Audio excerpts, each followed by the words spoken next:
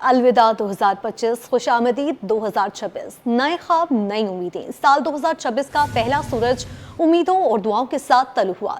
City 21 की जानिब से एहलियानी कराची को नया साल मुबारक। 2025 में मईशत ने उतार चढ़ाव देखा। खिलाड़ियों, फनकारों और मेहनतकशों ने मुल्क का नाम रोशन किया।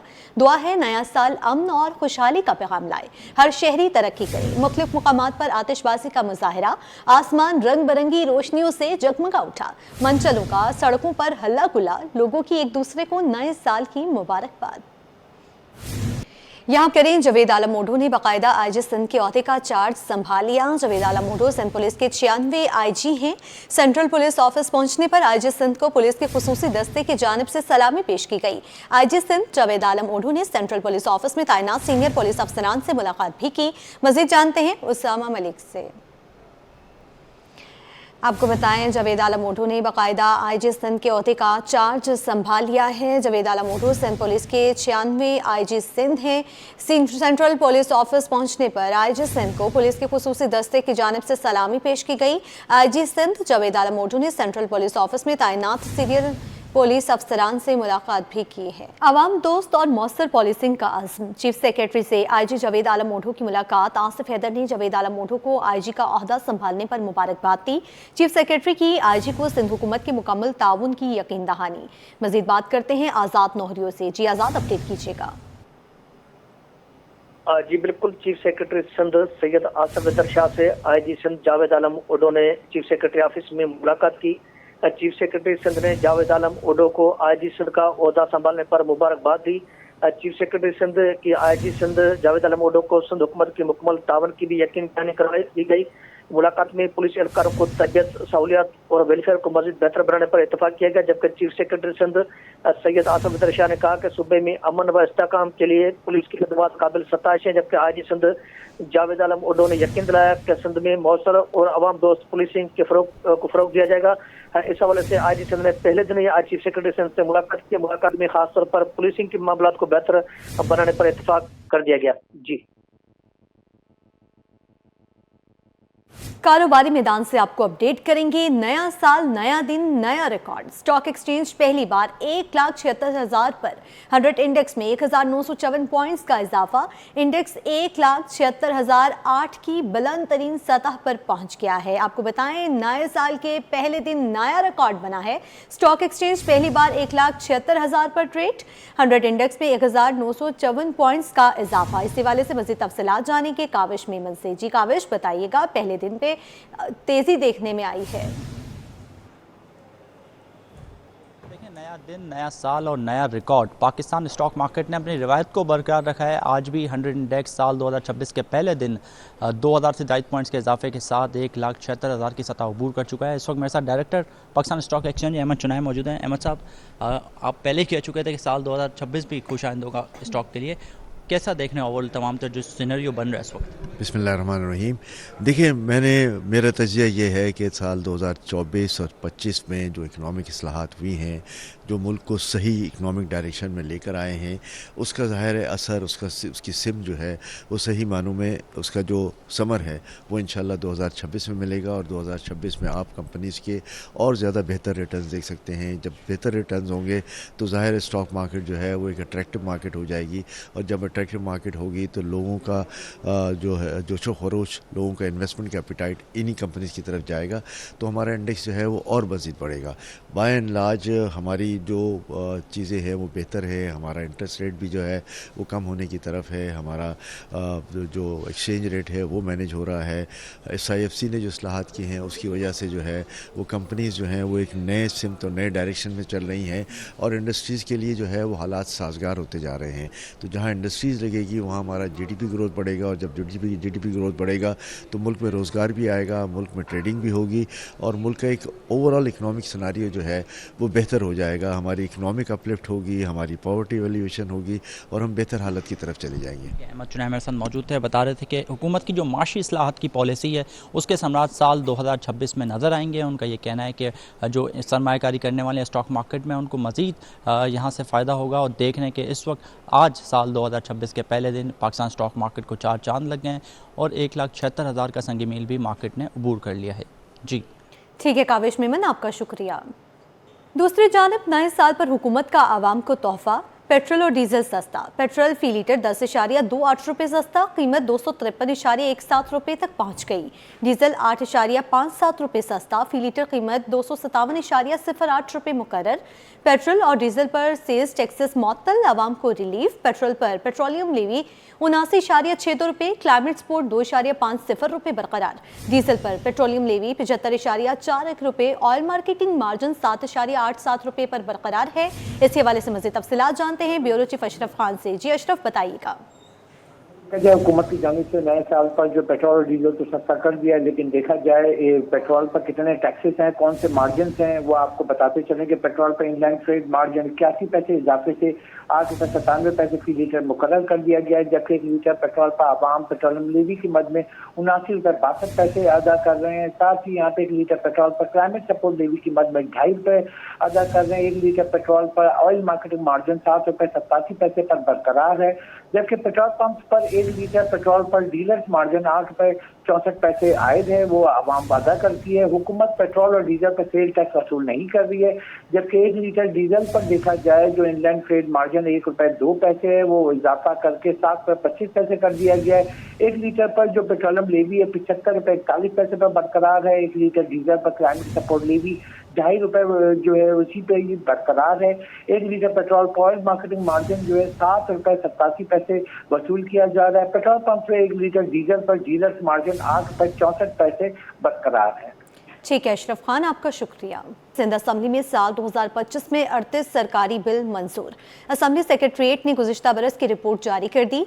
सिंध असम्बली में 42 सरकारी बिल पेश, 38 बिल मंजूर, 4 कमेटियों के सपुर्द।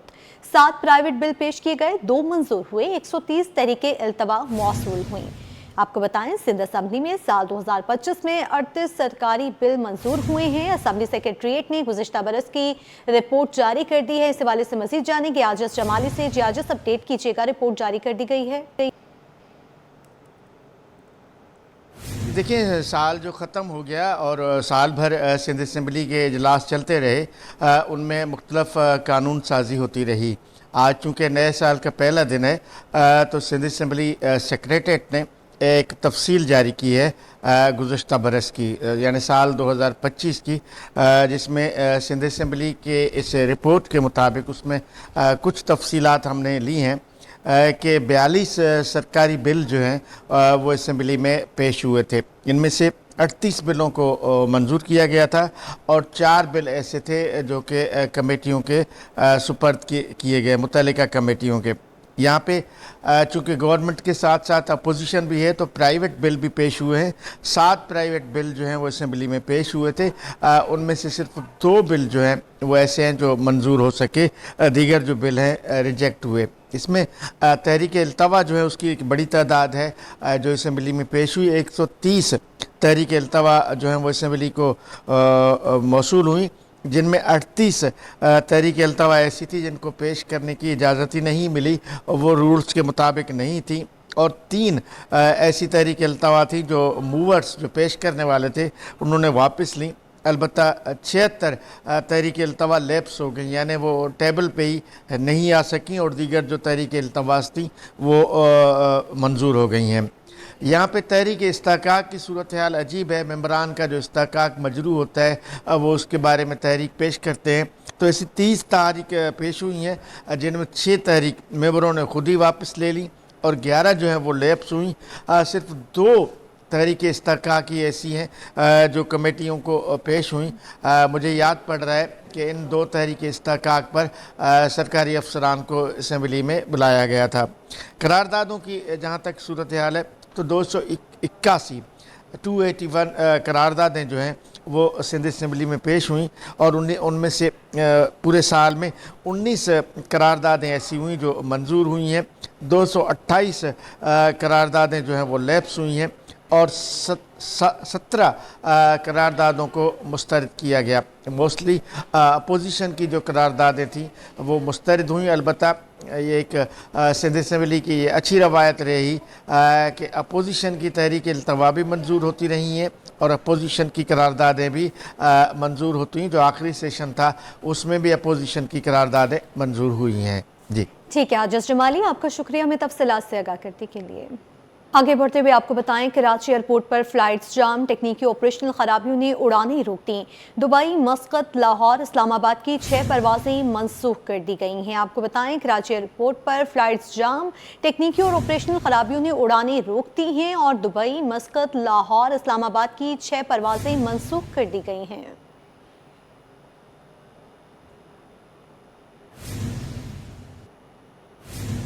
साल 2026 शुरू हो गया, लेकिन कराची के मसाइल खत्म ना हुए। अजीजाबाद नंबर 2 की सड़क टूट फूट का शिकार, जगह जगह खुदाई और गड्ढों ने मुसाफिरों की मुश्किलात मजीद बढ़ा दी।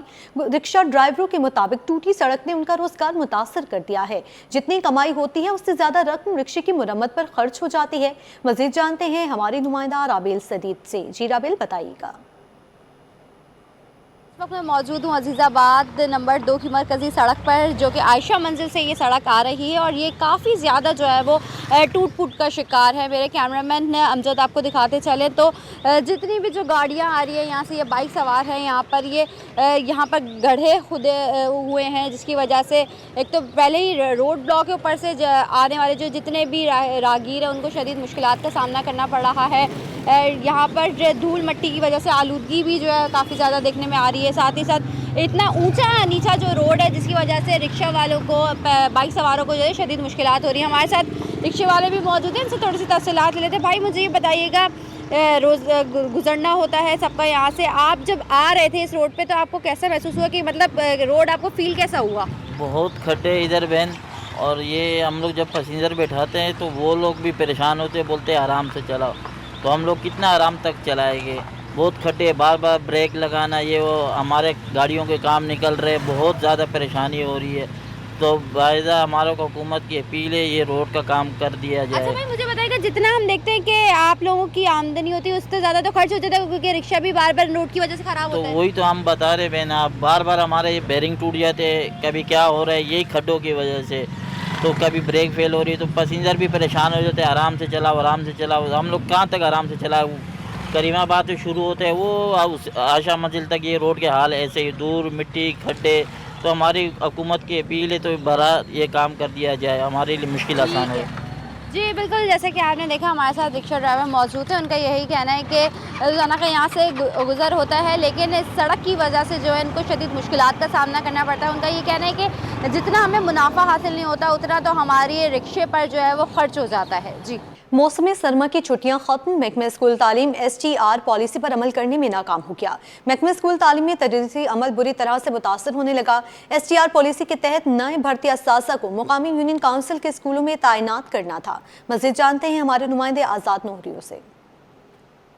हुकूमत सिंध महकमा स्कूल तलीमी तदरीसी अमल को बेहतर बनाने के लिए बाज़ाब्ता तौर पर बनाई गई STR पॉलिसी पर ताहाल अमल दरामद नहीं करा सकी है। मौसम सरमा की छुट्टियां ख़त्म हो गई, लेकिन STR पॉलिसी पर ताहाल अमल दरामद नहीं किया जा रहा, जिसके बायस इस वक्त जो है महकमा स्कूल तलीम का तदरीसी अमल बुरी तरह से मुतासर होने लगा है। सिंध हुकूमत की जानब से हालिया नई भर्ती जो असातिज़ा हैं, जिसमें प्राइमरी स्कूल टीचर्स और जूनियर स्कूल टीचर्स, उनको STR पॉलिसी के तहत यानी जिस स्कूल में 40 तालिब इल्म होंगे वहाँ पर जो है एक असातिज़ा को तैनात किया जाएगा, जिसमें जूनियर और प्राइमरी स्कूल टीचर दोनों शामिल थे, यानी GST शामिल थे।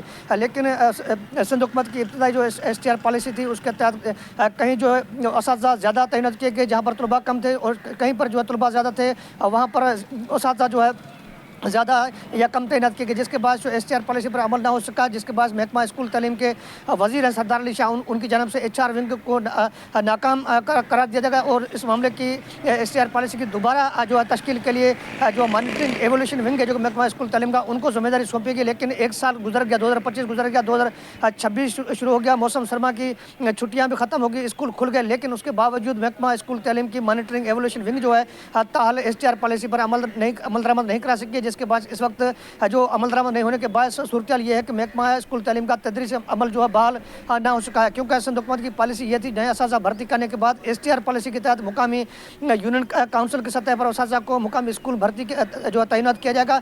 लेकिन जो इब्तदाई STR पॉलिसी जारी की गई उसमें कई ऐसे असातिज़ा थे उनको दूर दराज इलाकों में तैनात किया गया, और कई ऐसे असातिज़ा थे जो उनकी जो यूनियन काउंसिल थी वहाँ पर दीगर इलाकों के असातिज़ा को तैनात किया गया, जो मुकामी असातिज़ा थे उनको दीगर इलाकों में तैनात किया गया, जिसके बाद उन असातिज़ा ने जो है ड्यूटी करने से इनकार कर दिया, जिसके बाद महकमा स्कूल तालीम ने STR पॉलिसी पर अमल दरामद के अहकाम तो जारी किए, लेकिन इस पर अमल दरामद ताहाल नहीं हो सका, जिसके बाद इस वक्त भी इस मामले को संजीदा लेने के बजाय जो है इस मामले के हवाले से अफसरान का कहना है कि STR पॉलिसी पर काम जारी है। जैसे मुकम्मल हो जाएगा तो उसके बाद में बाज़ाब्ता तौर पर STR पॉलिसी जारी कर दी जाएगी, जिसमें असातिज़ा की नए तरीके से तैनातियाँ की जाएंगी। जी।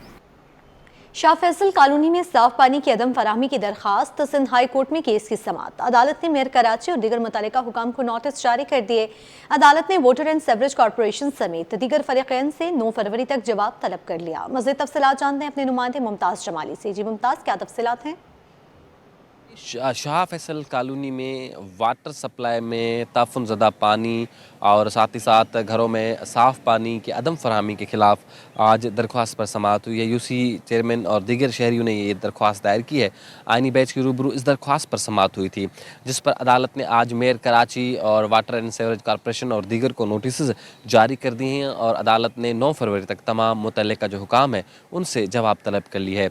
इसमें जो दरख्वास्त गुजार के वकील हैं एडवोकेट उस्मान फारूक, इनका ये मौक़िफ़ है कि वहाँ पर जो है एक पुराना बोसीदा निज़ाम के तहत वाटर सप्लाई चल रहा है, पुरानी लाइनें हैं और लाइनों में अब जो है वो सीवरेज का पानी घरों में दाखिल हो रहा है और जो पानी ना किसी इस्तेमाल के काबिल जो है और साथ ही साथ उस पानी से बंदा जो है वो बर्तन तक भी नहीं धो सकता, क्योंकि उसमें सीवरेज का गंदा नाले का पानी आता है। लिहाजा उनका ये मौक़िफ़ है कि लाखों की आबादी पर मुश्तमिल है और हर साल जो है वो बजट भी मंजूर किया जाता है, लेकिन ताहाल लाइनों की मरम्मत नहीं हो सकी है, जिसकी वजह से शहरी जो हैं वहाँ के जो इलाका मकीन है वो साफ़ पानी से महरूम है। इसमें दरख्वास्त में mayor Karachi, CEO water and sewerage corporation और दीगर को फरीक बनाया गया है। जी, खबरों के सिलसिले को आगे बढ़ाते हुए आपको अपडेट करेंगे। सिंध हुकूमत तरक्याती मंसूबों की लोकेशन GPS से तस्दीक करेगी। तरक्याती स्कीमों के लिए सॉफ्टवेयर इस्तेमाल करने पर गौर। वज़ीर मनसूबाबंदी जाम खान शोरो की ज़ेरे सदारत इजलास में अहम फैसले। कहा, बड़े तरक्याती मंसूबों की थर्ड पार्टी जांच, मयार और शफाफियत यकीनी बनाई जाए। तमाम महकमे गाइडलाइंस के तहत नई और जारी स्कीमें शामिल करेंगे। मज़ीद जानते हैं आजिज़ जमाली से। जी हाँ, देखिए ये सूबाई वज़ीर मनसूबाबंदी हैं जाम खान शोरो, इनकी ज़ेर सदारत तरक्याती मंसूबों के मुतल्लिक़ इजलास हुए है। सिंध हुकूमत अब टेक्नोलॉजी की तरफ बढ़ रही है और इस इजलास में भी ये फैसला किया गया है कि जो तरक्याती मंसूबे हैं उनकी लोकेशन की तस्दीक अब GPS सिस्टम के ज़रिए की जाएगी और ये भी फैसला हुआ है कि तरक्याती स्कीमों की निगरानी के लिए पहली मरतबा एक जदीद कंप्यूटर सॉफ्टवेयर इस्तेमाल करने पर भी गौर किया जा रहा है, जिसके बारे में इजलास को एक ब्रीफिंग दी गई। कंप्यूटर सॉफ्टवेयर के इस्तेमाल से मंसूबों की मैनेजिंग मजीद बेहतर होगी, ये कहना था जाम खान शोरो का। और उन्होंने कहा है कि अब तमाम तरक्याती मंसूबों की लोकेशन की तस्दीक GPS सिस्टम के जरिए की जाएगी, जबकि पुराने तरीक़ेकार में मौजूद डेटा की मुमकिन खराबियों को दूर करने के लिए बराह रास्त जांच पड़ताल भी की जाएगी। तमाम नए तरक्याती मंसूबों को आलमी तरक्याती अहदाफ SDGs के मुताबिक तरतीब दिया जाए, ये उन्होंने हिदायत की है। और उनका कहना था कि अब उन अहदाफ के उसूल के लिए 16 अरब रुपए दरकार है, जबकि इस मकसद के लिए 26 अफसरान को फोकल पर्सन भी मुकर्रर कर दिया गया है और बड़े तरक्याती मंसूबों की जांच पड़ताल थर्ड पार्टी से कराई जाएगी ताकि काम का मयार बेहतर हो सके। ये कहना था जाम खान शोरो का इस इजलास में। चेयरमैन मनसूबाबंदी नजम शाह भी शरीक थे और महकमे के दीगर अफसरान भी इजलास में शरीक थे। ठीक है आजिज़ जमाली, आपका शुक्रिया हमें तफसीलात से आगाह करने के लिए।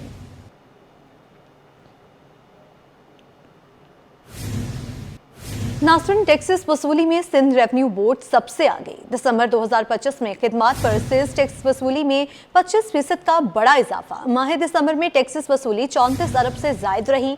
सिंध रेवेन्यू बोर्ड की 6 माही खिदमात पर सेल्स टैक्सेस वसूली 21% इजाफे से 161 अरब से तजावुज़ कर गई। मजीद जानते हैं ब्यूरो चीफ अशरफ खान से। जी अशरफ, अपडेट कीजिएगा।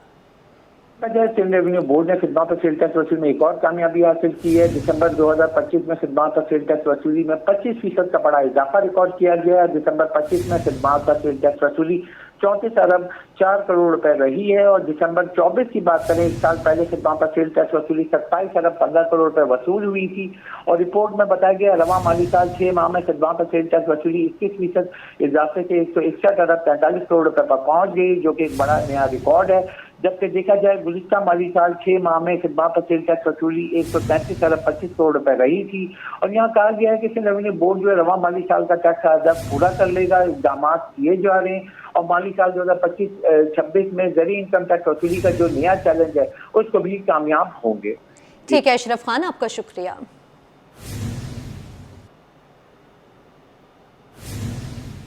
उधर जामिया कराची में नया दाखिला लेने वाले तलबा के लिए तारुफी तकरीब का इनाकाद किया गया, जिसमें सदर आर्ट्स काउंसिल कराची मोहम्मद अहमद शाह ने शिरकत की। उन्होंने नए तलबा को पढ़ाई के जरिए मुल्क की खिदमत की ताकीद की। मज़ीद जानते हैं सैयद सुबैर राशिद से।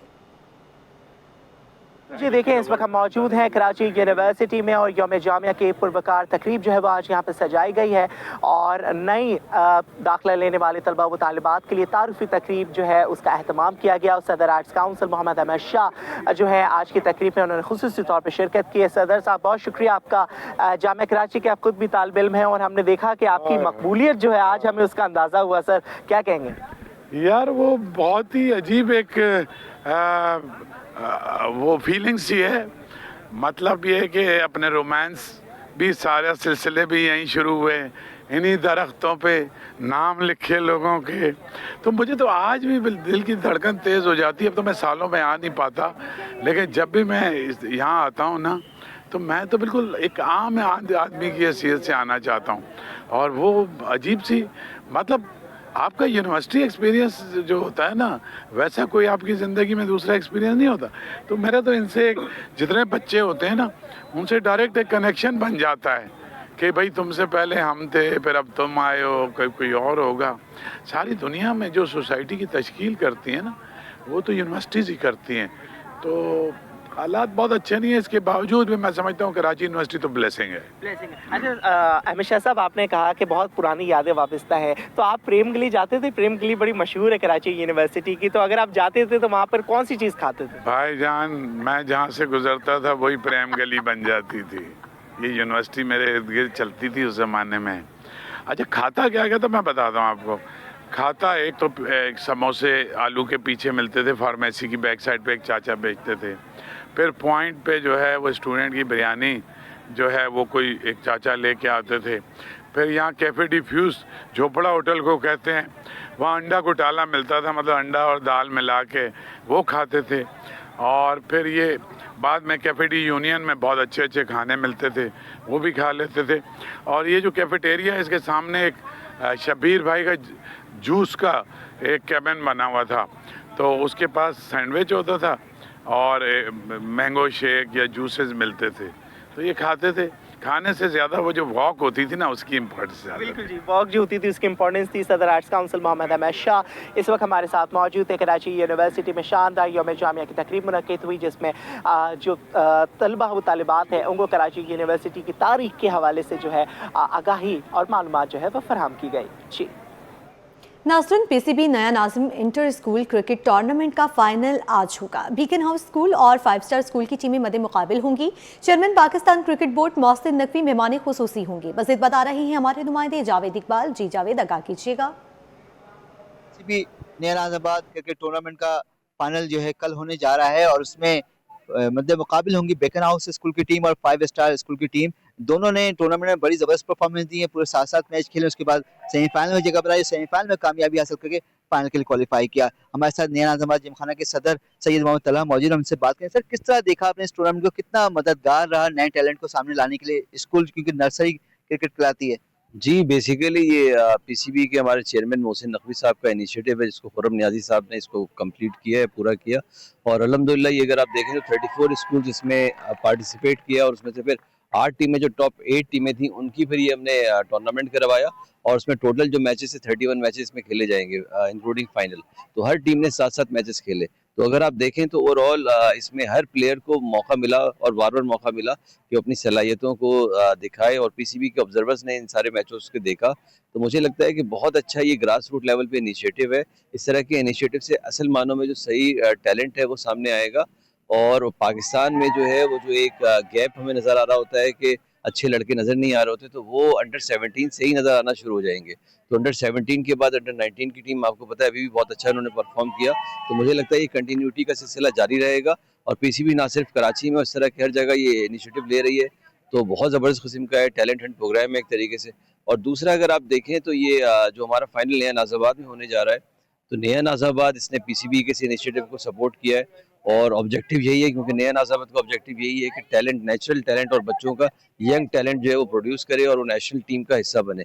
तो ये जो फाइनल होगा इसमें चेयरमैन पीसीबी मोहसिन नकवी साहब आ रहे हैं, खुर्रम नियाज़ी साहब आ रहे हैं, इनकी पूरी टीम है। तो मुझे लगता है कि बहुत अच्छा मैच है जो लाइव टेलीकास्ट भी होगा जियो सुपर पे, और मुझे लगता है कि वो बहुत ज़बरदस्त जो है वो यंग टैलेंट सामने आएगा। बहुत शुक्रिया तला साहब। सुना आपने सैयद रहमत अल्लाह बताया था कि किस तरह अब फाइनल के हवाले से इंतजाम किए जा रहे हैं और कितना एक मददगार होगा ये टूर्नामेंट, पीसीबी नया Nazabad inter school cricket tournament के नए टैलेंट को सामने लाने के लिए। जो स्कूल क्रिकेट खत्म हो गई थी पिछले कई सालों से, अब वो दोबारा जिंदा हो रही है और लड़कों को मैचेस मिल रहे हैं।